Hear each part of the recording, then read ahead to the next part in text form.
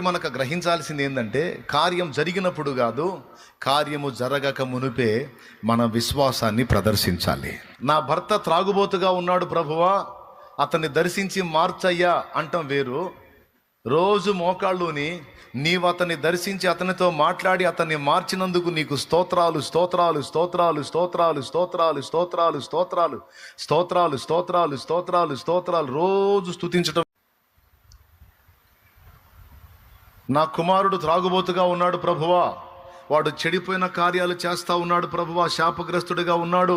నీవు వాడిని దర్శించి వాడితో మాట్లాడి వాని జీవితాన్ని మార్చి అనేకులకు ఆదర్శప్రాయంగా వాడిని నువ్వు చేసి నిలబెట్టినందుకై స్తోత్రాలు స్తోత్రాలు స్తోత్రాలు స్తోత్రాలు. ఇకదే పని రోజు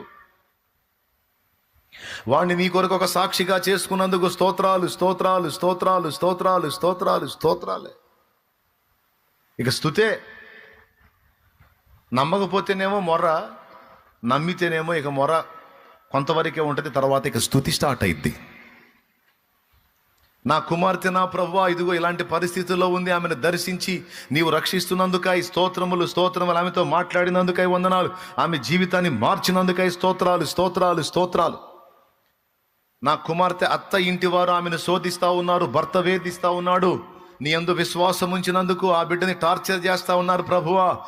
వాళ్ళని కూడా నీవు దర్శించి మారుస్తున్నందుకు, నా బిడ్డకి అవరోధాలు లేకుండా స్వేచ్ఛనిస్తున్నందుకై స్తోత్రం స్తోత్రం స్తోత్రం నువ్వు చెయ్యి, నేను చెప్పినట్టు చెయ్యి. నువ్వు నేర్చుకోండి. ఇది గతంలో చెప్పే, మళ్ళీ ఒకసారి గుర్తు చేస్తున్నాను నేను. మీరు చేయండి, తర్వాత చూడండి. కానీ ఇన్ని విన్నా కూడా మళ్ళీ మోకాళ్ళు వేయగానే అడుక్కోవటం, లేచిపోవటం, 4 ముక్కలు అప్పచెప్పటం, లేచిపోవటం. ఇది కాదు, నేను చెప్పినట్టు చేయి. నువ్వు నీ ప్రాంతాన్ని దర్శించమని స్తోత్రాలు చెప్పు. నువ్వు ఏ విషయంలో సఫర్ అవుతున్నావు?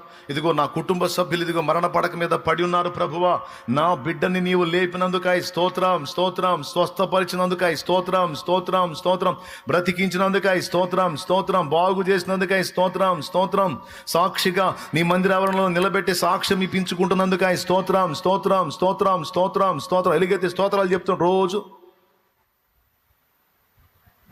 నీ విశ్వాసాన్ని బట్టి దేవుడు గదులుతాడు. అక్కడ నీ ఇంటి మొత్తం మొర్ర పెట్టాల్సిన అవసరంలా.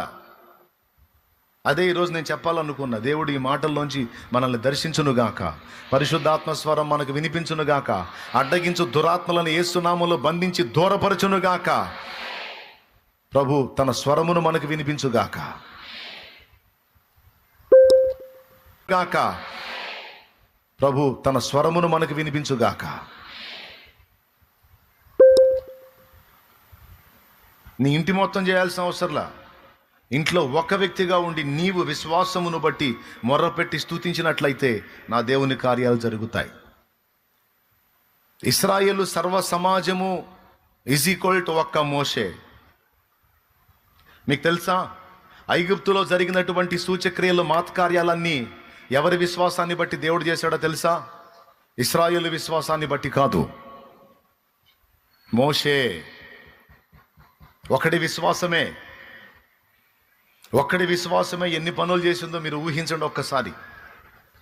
ఐగుప్తు రాజైన ఫరో అప్పట్లో అగ్రరాజ్యాధినేత, వాడు మహామూర్ఖుడు, సైకో. అలాంటి వాడికి అరికాళ్ళలోంచి వచ్చింది షేకు, వణుకు, కలవరపోయాడు బిడ్డ. స్టార్టింగ్లో మోషే చేసిన కొన్ని పనులు వాళ్ళ మాంత్రికులు కూడా చేస్తే అనుకున్నాడు. తర్వాత ఇక మోషే చేసే పనులు వాళ్ళు చేయట్లే, దెమ్మ తిరిగింది. అంతేకాదు, దారుణమైన పరిస్థితులు ఎదుర్కొన్నారు. చివరికి వాడు దండం పెట్టి ఐగుప్తులంతా సొమ్ము ఇశ్రాయేలుకి అప్పచెప్పి సాగనంపే పరిస్థితి వచ్చింది. ఇదంతా ఎవరి విశ్వాసమో తెలుసా? మీరు నమ్మండి నమ్మకపోండి, ఒక్కని విశ్వాసము. అది ఒక వ్యక్తి ఇంత విశ్వాసాన్ని కనపరిస్తే అంత కార్యం జరిగిద్దంటే జరిగి కనపడుతుంది. అక్కడ తీసే ఎర్ర సముద్రం దగ్గర, ఎర్ర సముద్రాన్ని దేవుడు పాయలు చేసిన ఘట్టం మీకు అందరికీ మస్తు సార్లు తెలుసు. ఎర్ర సముద్రం దగ్గర మీరు ఆలోచించండి, కావాలంటే ఆ సన్నివేశం చదవండి మీరు. ఇశ్రాయేలు సర్వ సమాజము దేవుణ్ణి నమ్మారా, మోషే మీద సణిగారా? అక్కడ ఏముందో ఒకసారి చూస్తారా? నిర్గమాకాండం 14వ అధ్యాయం ఒకసారి చూడండి, తొందరగా చూడాలి. 12వ వచనం చదువు. మా జోలికి రావద్దు, ఐగుప్తులకు దాసు. 11వ వచనం నుంచి చదివితే కొంచెం ఇంకా బాగుంటుందిగా. అంతట వారు మోషేతో, ఐగుప్తులో సమాధులు లేవని ఈ అరణ్యములో చచ్చుటకు మమ్మను రప్పించితివా? మమ్మను ఐగుప్తులో నుండి బయటకు రప్పించి. 10వ వచనం నుంచి చదివితే ఇంకా బాగుంటుందిగా. ఫరో సమీపించుచుండగా ఇశ్రాయేలీలు కన్నులెత్తి. ఇశ్రాయేలీలో కొంతమందా లేకపోతే ఇశ్రాయేలీలా? ఇశ్రాయేలీలు కన్నులెత్తి. ఇశ్రాయేలీలు అందరూ ఇశ్రాయేలీలు కన్నులెత్తి ఐగుప్తీయులు తమ వెనుక వచ్చుట చూచి మిక్కిలి భయపడి యెహోవాకు మొరపెట్టిరి. మొరపెట్టారు. అంతట వారు మోషేతో, మొరపెట్టి ఏం చేయాలా? స్తుతించాలి, సనగకూడదు. కానీ వీళ్ళు చూడు, అయ్యో దేవుడా